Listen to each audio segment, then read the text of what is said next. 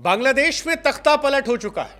बांग्लादेश की 4 बार की प्रधानमंत्री और वहां के फादर ऑफ नेशन की बेटी शेख हसीना को बांग्लादेश से भागकर इंडिया में शरण लेनी पड़ी। इंडिया ने अपना एशिया में सबसे अच्छा दोस्त खो दिया है। बांग्लादेश जो इकॉनमी पर इतरा रहा था, अब एक बुरे दौर की तरफ बढ़ रहा है और बांग्लादेश श्रीलंका, पाकिस्तान जैसा बनता हुआ नजर आ रहा है। बांग्लादेश के प्रधानमंत्री आवास में हमने देखा कि लड़के घुस गए, बेड पे जाकर आराम फरमाया, संसद में तोड़फोड़ की। बहुत सारी तस्वीरें ऐसी आ रही हैं जो हैरान करने वाली हैं, लेकिन अभी भी कई लोग ऐसे हैं जिनके पास इस सवाल का जवाब नहीं है कि बांग्लादेश में ये हुआ क्यों। क्या वजह थी कि बांग्लादेश में इस तरह की स्थिति पैदा हुई, जबकि शेख हसीना अभी हाल फिलहाल में जीत कर आई थी। आज इस वीडियो में हम आपको 3 वजह बताने वाले हैं जिस वजह से बांग्लादेश के अंदर यह स्थिति है। 60 दिनों के अंदर कैसे बांग्लादेश बदल गया।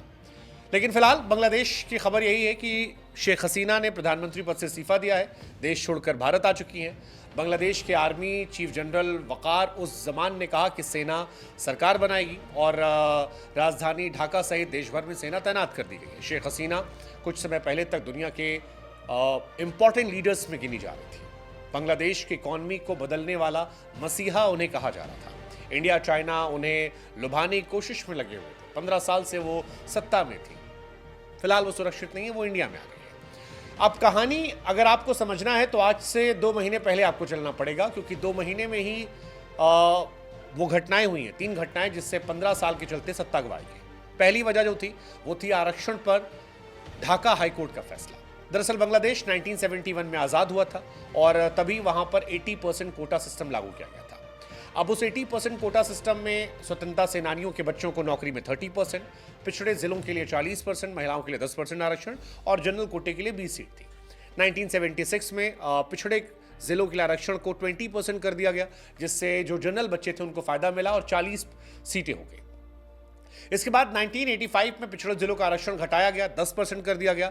इसमें अल्पसंख्यकों के लिए 5% जोड़ा गया, तो सामान्य छात्रों के लिए जो कोट सीटें थी वो 45% हो गई और ये उनके लिए शानदार था।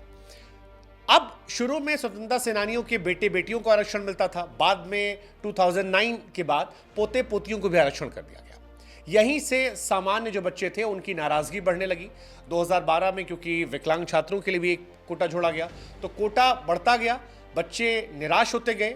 काफ़ी इसको लेकर कंट्रोवर्सी हुई। हालांकि 2018 में 4 महीनों तक जब बच्चों ने प्रदर्शन किया था तब कोटा सिस्टम खत्म किया गया था। लेकिन फिर 5 जून 2024 को ढाका हाईकोर्ट ने एक फैसला सुनाया और सरकार पर कोटा को फिर से बहाल करने का आदेश जारी कर दिया और यहीं से सारा विवाद बढ़ गया। छात्र भड़क गए, छात्र सड़कों पर आए, विरोध इतना बढ़ने लगा और उसके बाद अगल बगल पाकिस्तान और दुनिया जहां से इसमें पॉलिटिक्स इन्वॉल्व हो गई। छात्रों का प्रदर्शन छात्रों का होकर भी कंप्लीटली छात्रों का नहीं रहा, इसमें कई सारे और पॉलिटिकल इश्यूज शामिल हो गए और उसका नतीजा है कि आज बांग्लादेश को हम श्रीलंका या पाकिस्तान जैसे देशों से तुलना करके देख रहे हैं। अब दूसरी वजह जो है वो है शेख हसीना की तरफ से एक स्टेटमेंट। शेख हसीना ने प्रदर्शनकारियों को रजाकार कह दिया था। रजाकार वैसे तो होता है जो खुद की हेल्प करते हैं, स्वयं सेवक, लेकिन बांग्लादेश में रजाकार को गद्दार के तौर पर देखा जाता है। सवाल यह था कि बांग्लादेश में कहा गया कि अगर स्वतंत्रता सेनानियों के बेटे पोतों को आरक्षण नहीं मिलेगा तो क्या रजाकारों के पोतों पोतियों को आरक्षण मिलेगा। शेख हसीना ने 14 जुलाई को एक इंटरव्यू में बात कही। रजाकारों के जिक्र भर से ढाका में चल रहा आरक्षण विरोधी प्रदर्शन हिंसक हो गया। प्रदर्शनकारियों ने उस सरकारी टीवी चैनल में आग लगा दी जहां पर शेख हसीना ने यह इंटरव्यू दिया था। ढाका यूनिवर्सिटी में तुई के आमी के रजाकार यानी तुम कौन, गद्दार गद्दार के नारे गूंजने लगे और प्रदर्शन इतना हिंसक हुआ कि 300 लोगों की जान गई। शेख हसीना ने यह माना था कि प्रदर्शनकारियों को अपमानित करने के लिए और जनता के बीच उनकी छवि को नुकसान पहुंचाने के लिए उन्हें रजाकार बुलाया था। अपनी मांग के लिए प्रदर्शन कर रहे छात्रों को रजाकार बुलाना शेख हसीना पर भारी पड़ा और यहीं से शायद पूरा मामला गड़बड़ा गया। यहीं से पाकिस्तान भी इन्वॉल्व हो गया। छात्रों ने रजाकार शब्द को सरकार के खिलाफ हथियार बनाया। जनता के बीच मैसेज गया कि सरकार कैसे परीक्षा की तैयारी कर रहे छात्रों को अपनी मांग रखने के लिए गद्दार साबित करना चाहती है और फिर सारा मामला गड़बड़ा गया।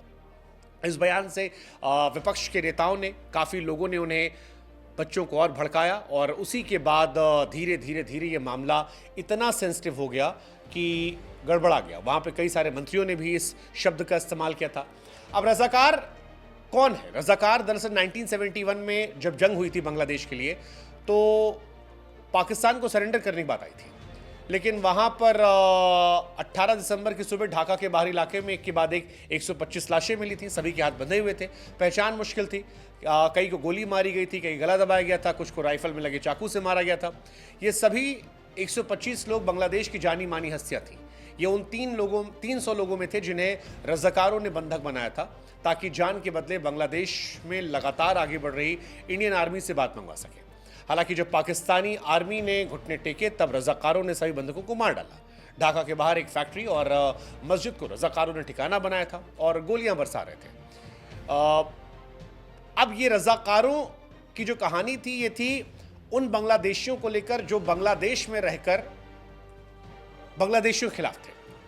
1971 की जंग के दौरान बांग्लादेश में रज़ाकार होना कोई आम बात नहीं थी। रज़ाकार अरबी भाषा का शब्द है, जैसा कि हमने बताया, स्वयंसेवक, साथ देने वाला। लेकिन इसका मतलब था कि जिन्होंने पाकिस्तानी जनरल का साथ दिया और अपनों का खून कर दिया, ये वजह थी। तीसरी कहानी थी शेख हसीना की छात्रों की मौत पर चुप्पी, मेट्रो जलने पर आंसू बहाना। दरअसल शेख हसीना बांग्लादेश में हिंसक प्रदर्शन के बाद नुकसान को देखने के लिए 25 जुलाई को मीरपुर स्टेशन का दौरा करने पहुंची। मेट्रो स्टेशन में तोड़फोड़ देखकर उनकी आंखों से आंसू निकले। अपने आंसुओं को टिश्यू पेपर से पोंछा। 200 से ज़्यादा बच्चों की मौत पर एक बार भी स्टेटमेंट नहीं देता, और यहाँ से बच्चे भड़के हुए थे। इनमें से कई सारे ऐसे लोग थे जो प्रदर्शन को लीड कर रहे थे। उन्हें 6 दिनों तक बंधक बनाकर रखा गया था, और कई सारे बच्चों को यहाँ से लगा कि शायद शेख हसीना जो है वो उनके खिलाफ है, उनके लोगों की मौत से मतलब नहीं है, उन्हें सिर्फ मेट्रो के तोड़फोड़ से नफरत है। और इसी के बाद ये प्रदर्शन बढ़ता गया, और इन 3 वजहों से शेख हसीना बांग्लादेश के प्रधानमंत्री के पद से इस्तीफा देना पड़ा। फिलहाल स्थिति आउट ऑफ कंट्रोल है। फिलहाल स्थिति इतनी ज़्यादा खतरनाक है कि शेख हसीना बांग्लादेश में रह नहीं सकती। हिंदुस्तान में शरण ली है, यहाँ से कहा जा रहा लंदन या फिर फिनलैंड या किसी और देश चली जाएंगी। लेकिन ये 3 वजह थी, जिसमें छात्रों की मांग है, जिसमें छात्रों की जायज़ मांगे भी हैं, जिसमें पॉलिटिकल इन्वॉल्वमेंट है, जिसमें पाकिस्तान की भूमिका भी है, जिसमें गहरी पॉलिटिक्स भी है। इंडिया, पाकिस्तान, बांग्लादेश में छात्र और स्वतंत्रता सेनानी, इन सब का एक नज़रिया है। इसलिए इतने जटिल विषय को किसी एक साँचे में देखकर कहना कि ये सही है गलत, ये सही नहीं है। बट जो भी है वो ये है कि बांग्लादेश के लिए सही नहीं है, एशिया के लिए सही नहीं है, दुनिया के लिए सही नहीं है। आप इस घटना को कैसे देखते हो, और इन 3 विषयों में से आपको क्या लगता है कि कहाँ चूक हुई शेख हसीना से, जो अपने ही देश से उन्हें निकलना पड़ा, तख्ता पलट हो गया, और बांग्लादेश का भविष्य आप क्या देखते हैं?